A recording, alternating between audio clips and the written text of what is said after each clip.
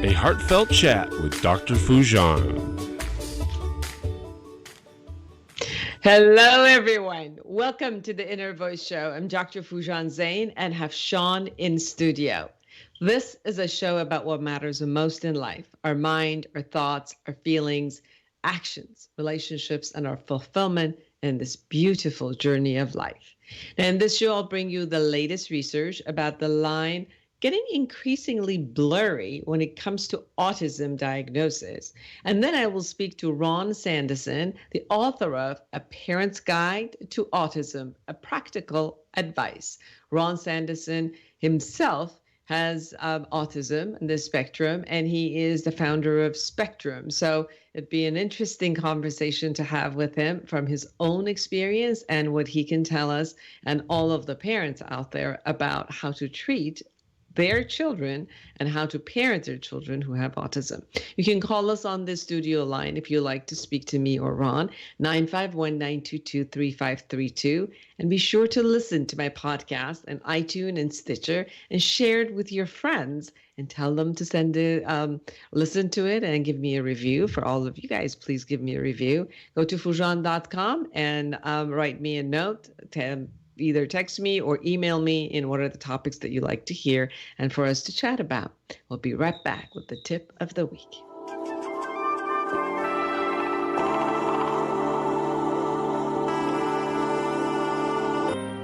Hello, I'm Dr. Foojan, and I have great news for you. I'm offering a special time-limited offer to anyone who's interested in online therapy or coaching sessions. I've developed the awareness integration model, which allows in only 12 weeks to raise your self-esteem and confidence and let go of your thoughts and emotions that produce depression and anxiety for you. So call today to schedule your online session and save $600. Call me today at 818-648-2140.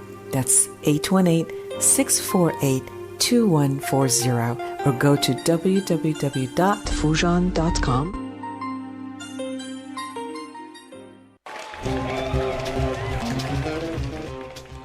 So here's the tip of the week.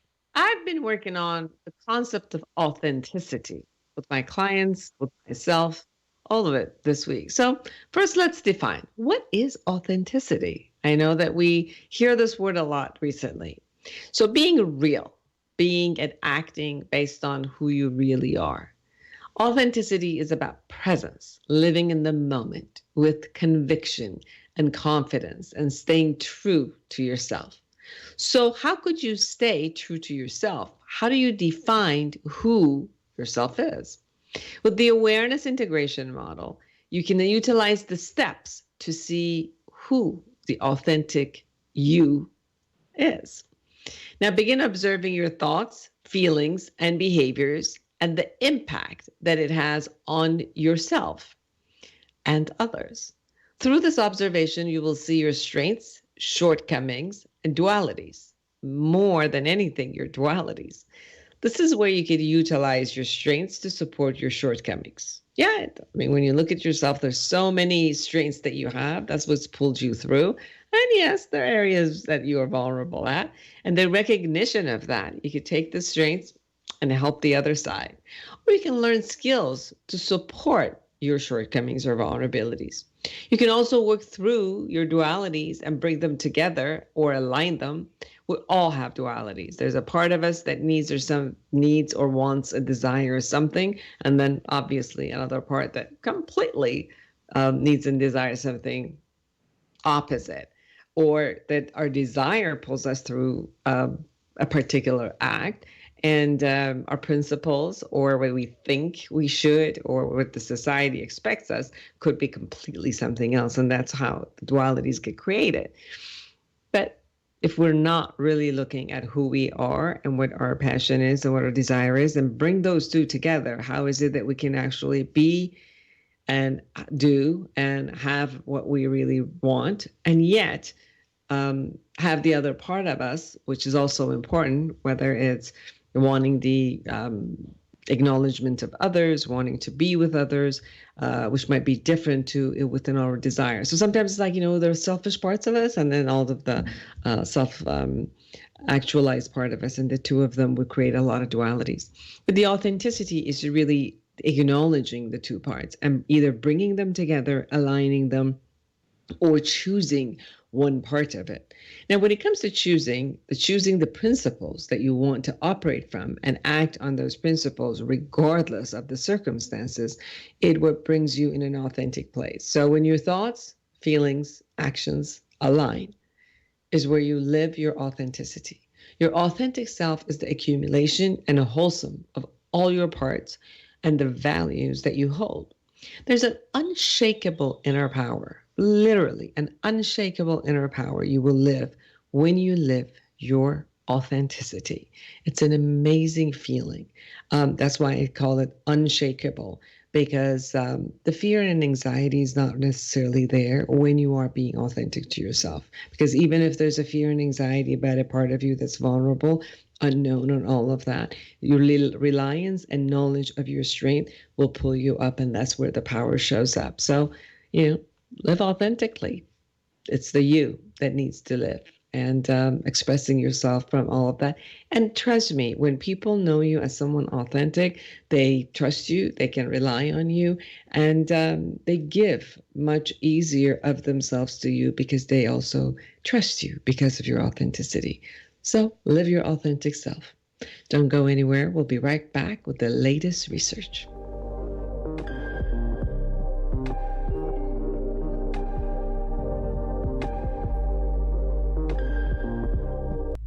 Join the conversation every Monday afternoon at 3 p.m. Pacific for Inner Voice Heartfelt Chat with Dr. Foojan. Dr. Foojan is a radio and TV host, international speaker, psychotherapist, life coach, and the author of Life Reset, The Awareness Path to Create the Life You Want. She brings you the latest research and interviews with experts in the field of cognitive sciences. Anyone who loves to grow and create growth for humanity gets a voice on this call-in show. Inner Voice Heartfelt Chat with Dr. Foojan. Monday afternoons at 3 p.m. Pacific on Smart Talk KMET 1490 AM and on KMET1490am.com.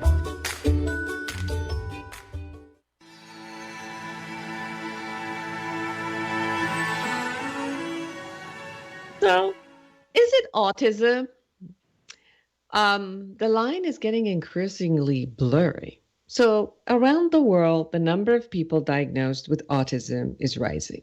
In the United States, the prevalence of the disorder has grown from 0.05% in 1966 to more than 2% today. In Quebec, the reported prevalence is close to 2%. However, Dr. Mortrin, a professor at Université de Montréal, Department of Psychiatry, has serious reservations about this type of data. So after studying meta-analysis of autism data, his research team found that the difference between people diagnosed with autism and the rest of the population is actually shrinking. The study is published August 21st, 2019 in JAMA Psychiatry. Dr. Motrin worked with the University of Copenhagen and 4 other researchers from France, Denmark, and Montreal to review 11 meta-analyses published between 1966 and 2019 with data drawn from nearly 23,000 people with autism. The meta-analysis showed that people with autism and people in the rest of the population exhibit significant differences in 7 areas: emotion recognition, theory of mind, ability to understand that other people have their own intention, cognitive flexibility, the ability to transition from one task to another, activity planning, inhibition evoked responses, and the nervous system's response to sensory stimulation, and brain volume. So together, these measurements cover the basic psychological and neurological component of autism. Dr. Motrin and his team looked at the effect size, the size of the differences observed between people with autism and people without it, and compared its progression over the years. This measurement is a statistical tool that quantifies the size of differences in the specific characteristics between 2 groups of subjects. They found that in each of the assessed areas, the measurable difference between people with autism and people without it has decreased over the past 50 years. In fact, a statistically significant dilution in effect size was noted in 5 of these 7 areas. The only 2 measurements that didn't show significant dilution were inhibition and cognitive flexibility. This means that across all disciplines, the people with or without autism who are being included in studies are increasingly similar. If this trend holds, the objective difference between people with autism and the general population will disappear in less than 10 years. So the definition of autism may get too blurry to be meaningful and trivializing the actual condition because we're increasingly applying the diagnosis to people whose differences from the general population are less pronounced. To verify that the trend was unique to autism, the research team also analyzed data on similar areas from studies on schizophrenia. They found that the prevalence of schizophrenia has stayed the same, and the difference between people with schizophrenia and those without it is increasing. So the diagnostic criteria for autism haven't changed over the years, that the differences have diminished. Instead, Dr. Motrin believes that what has changed are diagnostic practices.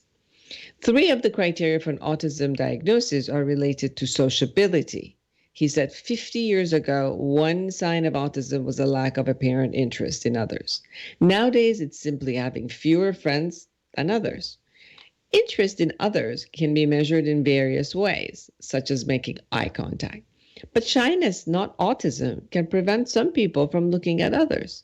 To complicate matters, the term autism has fallen out of favor, replaced by autism spectrum disorder, a sign that there's a new belief that there are various different forms of the condition exist.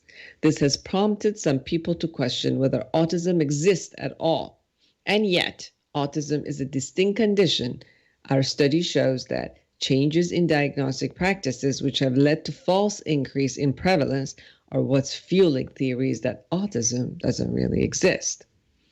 So even though Dr. Motrin recognizes that there's a continuum between people with autism and those without it, he believes that such a continuum could result from the juxtaposition of natural categories. Autism is a natural category at one end of the socialization continuum, and we need to focus on this extreme if we want to make progress. He said that in his opinion, autism studies include too many participants who aren't sufficiently different from people without autism. In contrast to the generally prevailing scientific belief, Dr. Morton thinks that including more subjects in studies on autism as it is currently defined reduces the likelihood of discovering new things about the mechanism of the disorder. No major discoveries have been made in this field in the last 10 years. And as you know, the numbers of being diagnosed with autism and autism spectrum is really, really rapidly growing. So the way that they research on it seems to be, needs to be changed so that we can actually get some answers on this. So don't go anywhere. We're going to be right back with Ron Sandison, who's the author of A Parent's Guide to Autism, A Practical Advice. Ron has been actually diagnosed with autism spectrum, and he has been experiencing it all of his life, and he's going to let us know. And he's written a book about how to create more social skills, and tell the parents in how to be with their children. We'll be right back.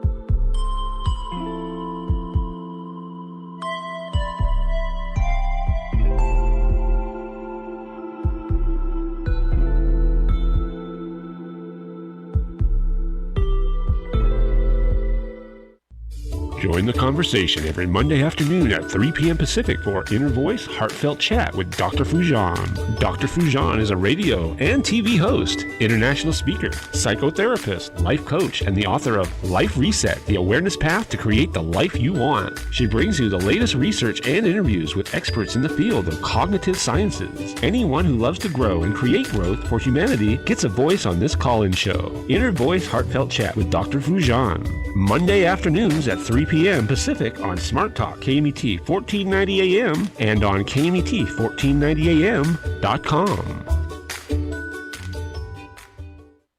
Hello, listeners. This is Christopher from The Christopher Show. Hey, if you missed one of our shows here at KMET, don't worry about it. You can go to our webpage, and that's KMET1490AM.com. Go to the homepage, click on the SoundCloud tab, and hear any show anytime you want. Dr. Foojan Zeine is a psychotherapist, a marriage and family therapist, and a life coach with more than 27 years of experience. She is the author of the Awareness Integration Model, which has been researched and published in numerous international journals. Dr. Foojan has offices in Beverly Hills, Irvine, and Woodland Hills, California, and also consults online and by telephone. Make an appointment with her today by calling 818-648-2140 or go online to www.foojan.com. That's www.foojan.com. Take KMET 1490 AM with you everywhere you go by downloading our free smartphone apps found on the KMET website, KMET1490am.com. You can also go to the Google Play Store or the Apple App Store on your phone to download the free app. Now you can listen live or play any of your favorite programmers' podcasts using your smartphone. Don't miss out on the free KMET smartphone apps. Go to KMET1490am.com and download your free phone app today. Hello, I'm Dr. Foojan, and I have great news for you. I'm offering a special time-limited offer to anyone who's interested in online therapy or coaching sessions. I've developed the Awareness Integration Model, which allows in only 12 weeks to raise your self-esteem and confidence and let go of your thoughts and emotions that produce depression and anxiety for you. So call today to schedule your online session and save $600. Call me today at 818-648-2140. That's 818-648-2140 or go to www.foojan.com.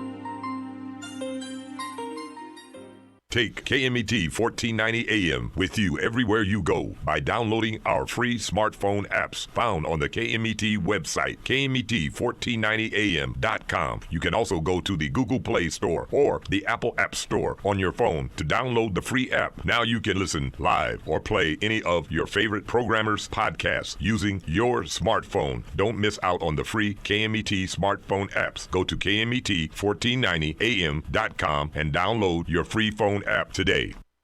Hello, listeners. This is Christopher from The Christopher Show. Hey, if you missed one of our shows here at KMET, don't worry about it. You can go to our webpage, and that's KMET1490am.com. Go to the homepage, click on the SoundCloud tab, and hear any show anytime you want.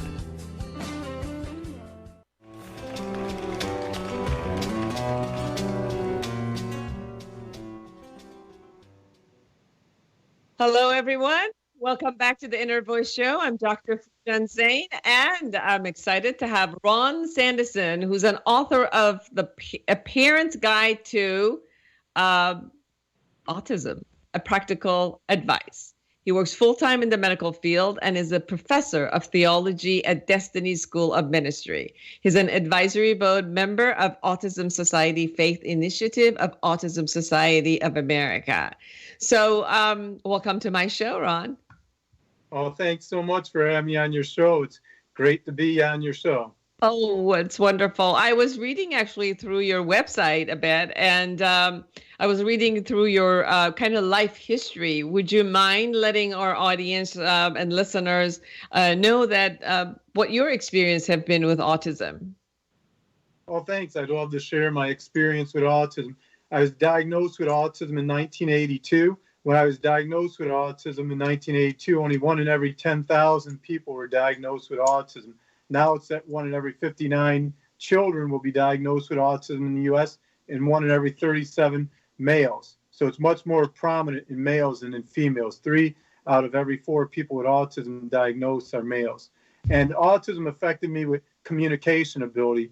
My development was so delayed with my speaking that my brother Chuck, when I was 7 years old, would introduce me to people saying, "You need to meet my brother Ron. I think he's from Norway."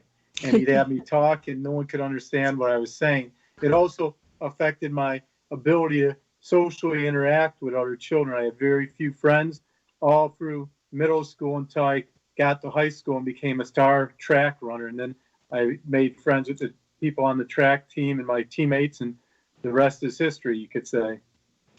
Definitely. As I was reading through, I was really impressed, not only with who you were, but also the way that you said that your mom had held a particular way of belief about you and about how to take you from one milestone to another. And she wasn't just going to take no for an answer from other people, or that the way they were approaching you. So that was it was great. So I wanted you to also share about your experience with your mom's parenting and the way she took the initiative to bring you, or let's say observe you and trust you and go with what was important for you. And like you said, then the rest is history, because obviously the results shows.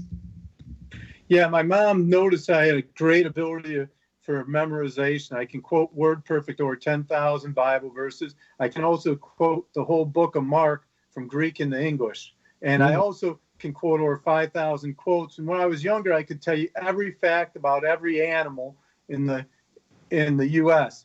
And my mom knew I had a great memory ability, but she noticed I had very little ability to learn things the way conventionally children normally learned. And she was an art teacher, and she quit her job as a full-time art teacher and became a full-time Ron teacher. And what she did is she'd have me draw pictures of animals, which were my special interest and passion as a child. And then she'd have me tell her stories. She'd write down the stories, have me rewrite the stories using her handwriting as a guide. And within 2 years of doing that, from age 5 to age 7, I was able to read at a normal age level. And I also was able to comprehend writing. I went from having dyslexia to no dyslexia and be able to write straight and be able to write words out, because I couldn't learn anything phonetically, but only visually. And Temple Grandin, the most famous person in the world with autism, says 90% of people with autism are visual learners, and less than 1% can learn phonetically. Beautiful. So what was your biggest challenge having autism? My biggest challenge having autism was being able to communicate. I had very little ability to communicate my needs, my feelings. When I meet people, I had zero eye contact. And my master's degree is a Master of Divinity, and my undergrad is in theology and psychology. So working with people, having degrees for working with people, not having any eye contact was a real challenge. I bet, yes. The last 13 years have I been able to perfect having eye contact and be able to look people in the eye. And speaking at over 70 events a year, speaking at over 20 conferences a year has enabled me to learn those skills with working one-on-one with people. And I've also now worked 11 years in the mental health field, leading groups. So that's developed those gifts. So now when people see me, I automatically have eye contact. It's become a second nature. But for a long time, I had difficulty understanding social norms too. And in 1996, I was working in a car wash when I was in college, and Wayne Fonts, the head coach of the Lions, who was fired, came in the day he was fired, and I had him a job application because I heard he was in need of a job. That's great. I have trouble understanding things that are abstract, and I'm a total literal thinker. So when people saw him pull in, they're like, he needs to get a job. He just got fired. So I went to help him out and got him that job application. Needless to say, he was speechless when he saw a job application from a young adult.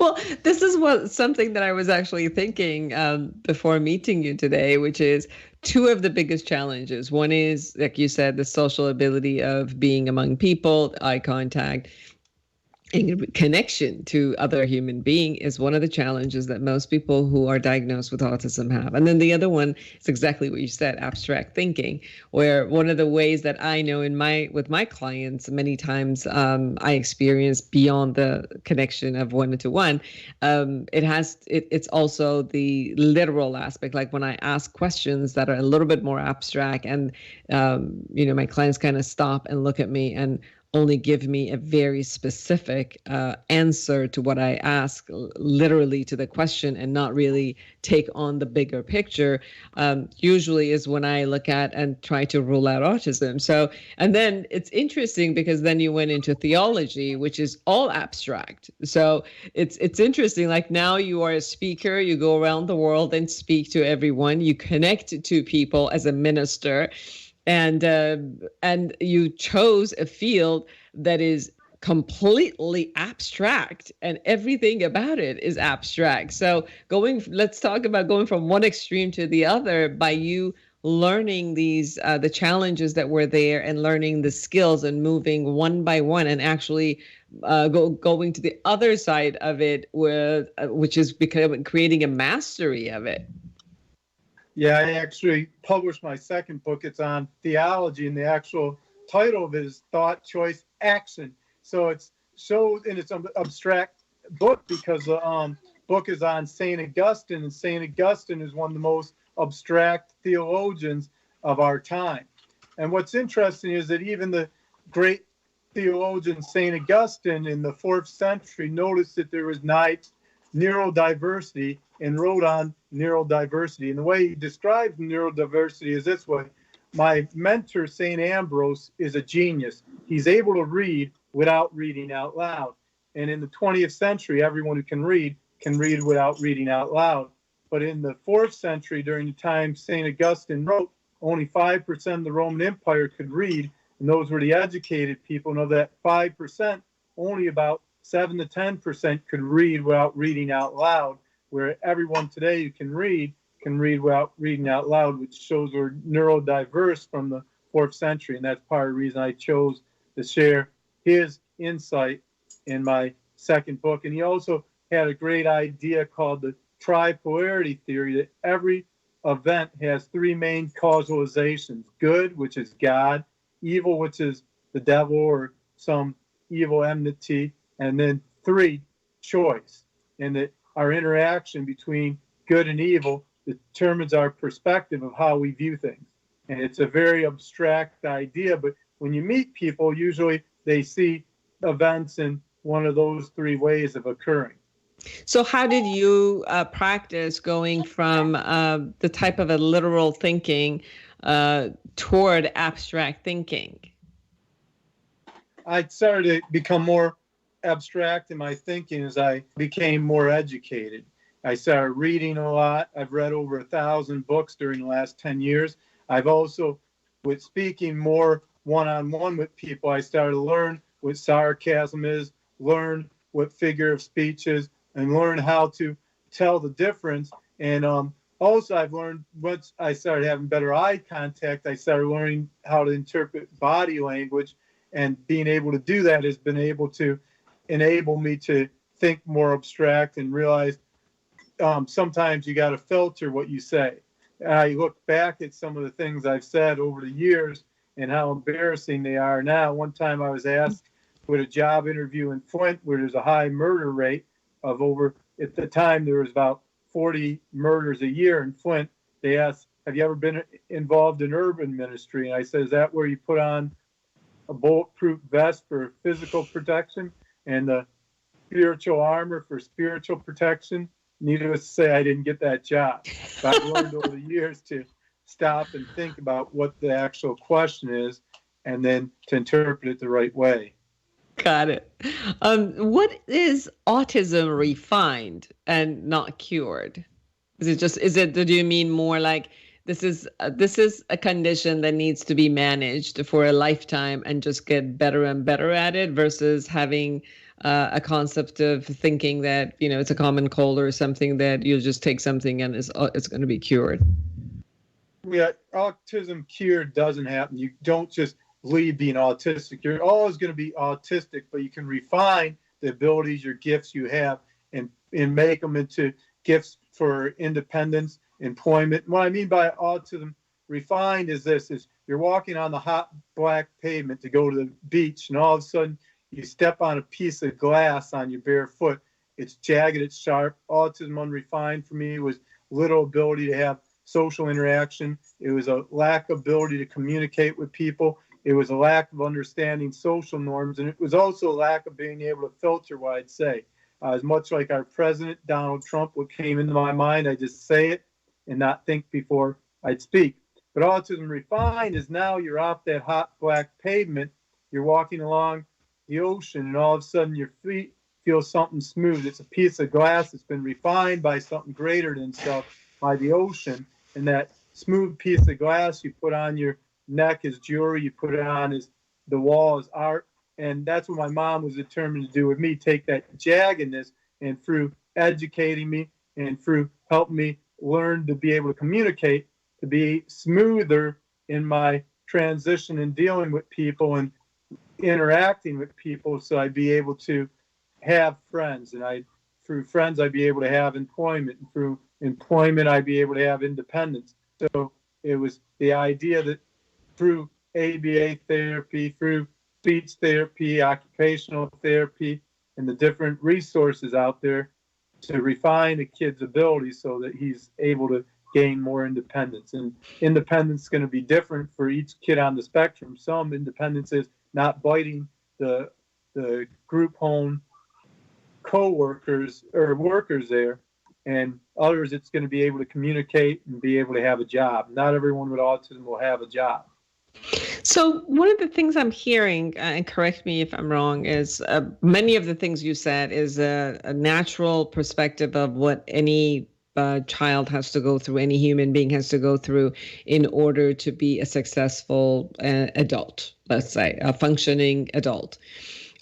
The difference is that the neurological aspect of someone who does not have autism has the capacity where the person can learn through mimicking from others and just watching and being among peers at school, learning many of these skills, and their brain has the capacity to take in whatever the teacher is. So in relation with humanity and human being, in the bigger picture, a human being not with autism goes through this every day and learns and moves forward. But someone who has been diagnosed with autism, and depending on where they are in the spectrum, they need a little, because their brain doesn't naturally pick up from the environment and code it and take it in. They have to be supported and helped more in each and every one of those areas specifically, and be given more attention in that area so that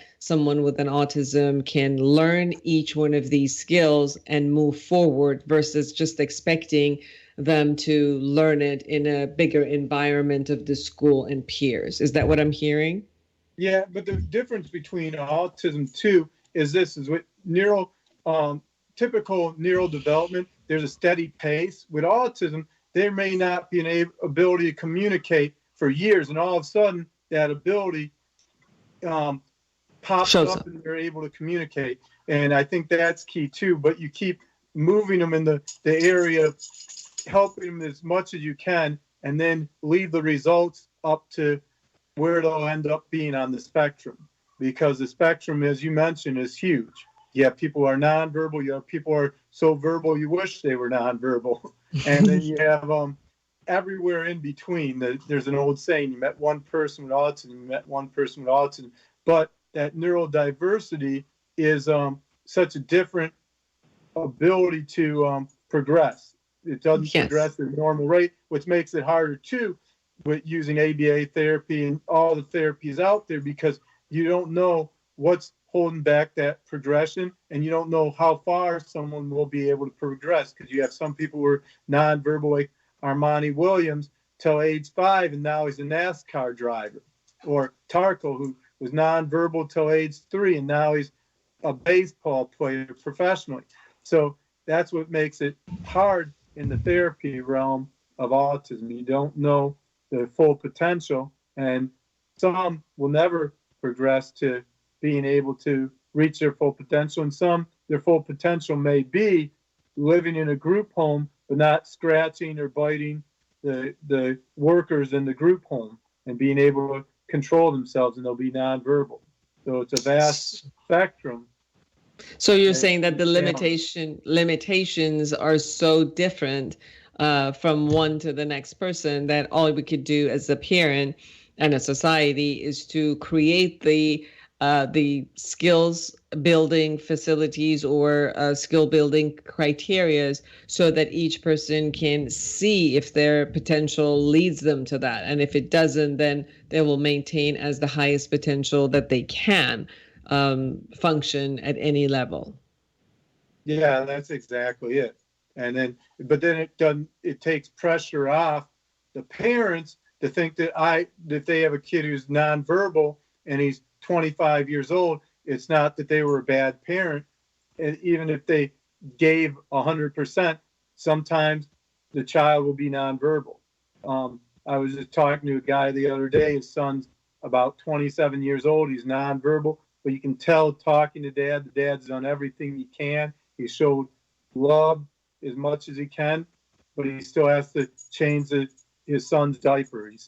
Son only can say maybe 5 or 6 words.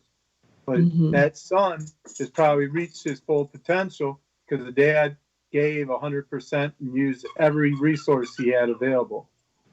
So since you have written this book, not only for people who have autism to read it and you've created a lot of great tips for them, but you also are giving a lot of advice to the parents and how they can be. So how can parents help their children to learn all of those social skills? And I'm positive that you gained a lot of those skills also from your mom, but also from other experts who you have interviewed for the book.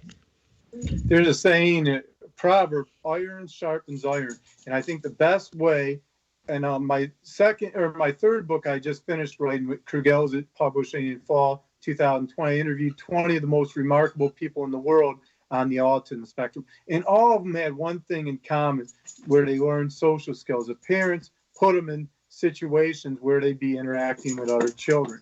And I think that's the key to developing those skills is actually interaction. Is iron sharpens iron, so one man or woman sharpens another. And interacting with other people will develop those skills. And autism, we know that they have great abilities and great disabilities, but in that social interaction setting, those skills can be learned. Absolutely. And I think one of the biggest, let's say, downfall of the autism is the connectivity and relatedness in a very, very deep way to, and cognitively and emotionally to another human being. I mean, a lot of people who have autism, they definitely feel the attachment to their parents or sibling, but the attachment is different than actually relating to someone here and now in the present moment and connecting. So you obviously, as you said, you have a lot of great friends and you are married. So for either one of those two to have those type of relationship, platonic, great friends, or to be married, it takes certain skills and obviously even different skills to, between your intimate relationship and other relationships. So how did you learn those skills from as you were growing up to learn how to be with a friend and how to connect not only cognitively but also emotionally? And then, like, how did you meet your wife and how did you create that type of an emotional bond and a romantic bond, which is the next level of emotional connection? So I learned the ability to communicate and develop friendships mainly through art when I was a young child. Then when I got to high school age, I was one of the fastest runners in the state of Michigan for the 800 meters and the 3,200 meter relay. And having co-runners who I hung out with enabled me to learn the ability to be able to make friends. And then with relationships, I had a lot of difficulty. My first long-term relationship wasn't until I was about 30 years old. And then I met my wife on Plenty of Fish. It's a website. Thank God it wasn't Plenty of Squid, or I'd still be single. And it took me dating over 300 different women before I met my wife. And I learned different social skills, like first seek to understand, then to be understood. I didn't just say what went on in my mind when someone would make a comment. Be interested, but not hovering. You got to be a little mean to keep them keen. In other words, you don't throw your heart out there or it'll get smashed. You got to hold back your emotions. And I learned those. I developed those skills. I refined those skills. And by doing that, I was able to have a steady relationship with my wife. And after 2 years, get married. Now we're going on 7 years of marriage. We got married December 7th, 2012. Congratulations. December 7th will be our 7-year anniversary. And then my daughter was born March 20th, 2016. Beautiful. What is the difference for you between all of these types of connection and love, between your friends and then your love was your wife, and then having a child? All of these have a different, obviously, impact on you. What are your experiences with these impacts of different relationships? I think that what makes me unique with autism is I don't have to have close friends all the time. And what I mean by that is my coworkers are some of my best friends, but I don't like hanging out with people a lot now. But there was a time when I was in college, I liked to hang out with my friends, go to movies. But now that I'm busy with my passion of writing and passion of traveling and speaking, I have more interconnection where I'm spending time with people in a more of a crowded area than the actual one-on-one. And I find that my interaction with my coworkers is enough to feed that need for friendship. And then with my wife, being able to stay home and relax after speaking at a bunch of events, that kind of feeds that need of intimacy and being able to spend time with my daughter.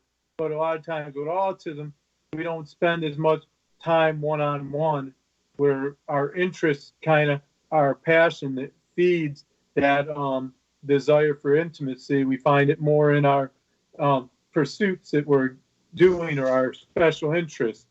And I find that even my own life is that with my daughter, we connect by, she loves jumping on beds, and I've broken my share of beds at hotels by jumping on them. I had a video one where in Ohio where we're jumping on the bed and you hear it cracking too. One of the things I'm noticing, Ron, is that your use of humor within any of the conversations is very natural. Was that within you, or is that also a learned skills? Because I know when I've spoken with many of the people with autism spectrum, humor is not necessarily something that comes in through natural aspect of communication or abstract thinking, as we were talking about. But you have been using humor, as we've been talking for the past, let's say, 30 minutes consistently in right on cue on things that is needed. Was that something you strive to learn and put it through, or was just something natural that came to you? Yeah, my dad has the same humor as me. One of my favorite dad stories is our neighbor had bad acne, Judy, and she was about 55 years old. And my dad said to her, "Judy, what happened to you? Did you get mauled by a bear?" And she said, "No, it's acne." And he said, "I thought once you reach menopause, the acne would go away." So I get it from my dad. He has a great sense of humor, and I've learned from him and seeing how he interacts. And sometimes he's inappropriate in his comments he makes in different social settings. And they say that a lot of people with autism or Asperger's, their dads are engineers. And my dad was a head engineer and architect at GM for over 35 years before he retired. There was actually a study that said that most of the people, even in MIT, were somehow on the Asperger spectrum, and that the this was one study, that the reason that the ratio of autism was going very high was because people who had at the higher spectrum of the Asperger, they also married people who were similar because they either found them in colleges or engineering schools or any of that. And then since they, the two genes got together, the next generation had the lower rate of autism spectrum. I don't know if there were more studies, but definitely there was one study that had that it is genetic and it's moving forward because of that. I don't know if you've heard of that research or not. Yeah, and then there's two. Is it the opposite of autism is borderline personality disorder, because you have the autism, it's the most logical mind. You have the borderline mind that's most emotional. And we see too that 3 out of 4 people who are borderline are female. 3 out of 4 people who are autistic are males. And in the general population, about 4% of people will have autism, about 4% will have borderline personality disorder.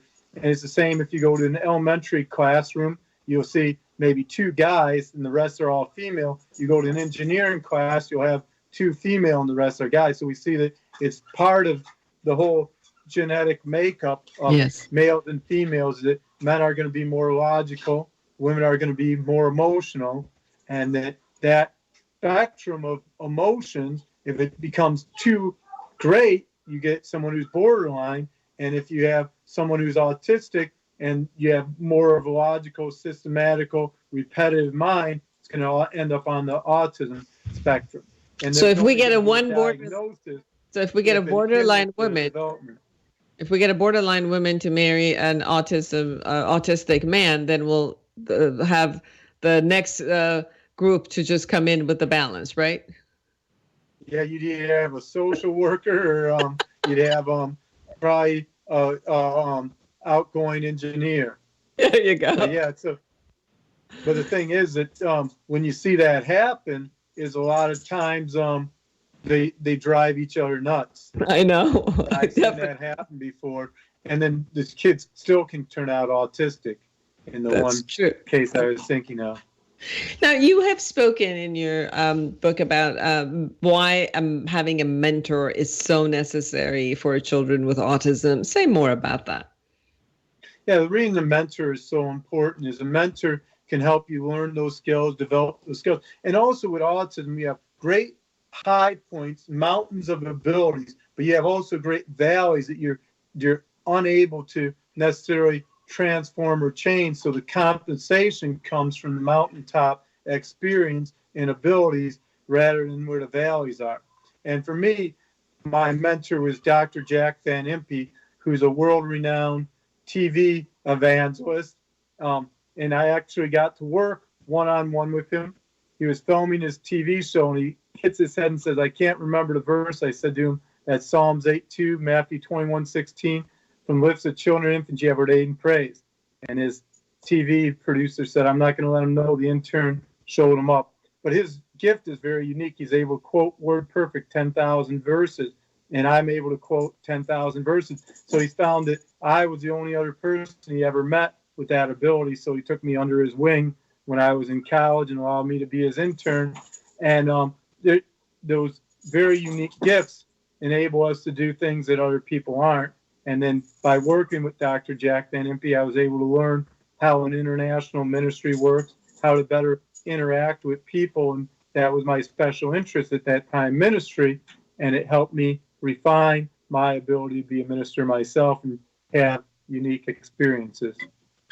And it seems like, as I read about you and I hear you, that being keen on what your interest is and really allowing you to foster that interest and move forward toward it and really experience it, not only that your skill gets better, but also because of those skills, you achieving high, your self-esteem goes higher, and you want to do it more. And that's where it doesn't feel like then you're you're someone who has a mental illness or has a stigma, because in functionality, you can super function on some levels that will kind of, and then if you can learn other skills on the other area, then your self-esteem is high, confidence is high, level of functionality is high. And although you might have the spectrum of autism diagnosis and condition, and you will always have it, but the level of functionality in society, achievement, and success can be up to par and even at times higher than someone who doesn't even have it. Yes, and one of the things too, as I mentioned earlier, is that our development is more like the Jack in the Box. Din, din, din, din, din, bop. All of a sudden, ability comes. And I've even, with people I've interviewed, what I do when I write someone's stories, I read their books, if they've written books or even self-published books, like some of the people I interviewed for my third book. And one of the things I noticed is that someone can have a great degree, and then you read their book, and it's like one run-on sentence. But what a lot of times happens is they get in that education setting of higher education, all of a sudden that ability just grows at an astronomical rate rather than the typical rate where they already had some good skills and then they're working on the masters and they perfected a little more. With autism, that ability to all of a sudden grow super amounts at a very little time is astronomically important. I remember my cousin one time said he used to be a baseball player and played in high school, and he says that then when you try to go to the next level like college, the players are so much better in college, and even the people who work hard don't always reach that level. This is wonderful information. It's great to speak with you. I'm very proud of you. It's amazing to see how you have progressed. Everyone, we're speaking to Ron Sandison. He's the author of A Parent's Guide to Autism and Practical Advice. You can find Ron at spectruminclusion, all in one word.com, and buy his books. He's got several books, and you can find out about his speaking, where he can speak, or you could ask him to come and speak with you. Ron, I am so glad that you reached out to be on the show. It's been very, very fruitful. I've learned a lot from you, and hope that everyone who has listened to us or watched us to be able to go to your website, read the book, and you are an amazing, fresh hope for any parent who has autism or people who have autism to look at what it is that you can do in order to create an amazing practical life. So thank you again for reaching out and being on our show. For everyone who's been with us, create an amazing life for yourself and everyone around you. Till next week, take good care of yourself. Bye-bye.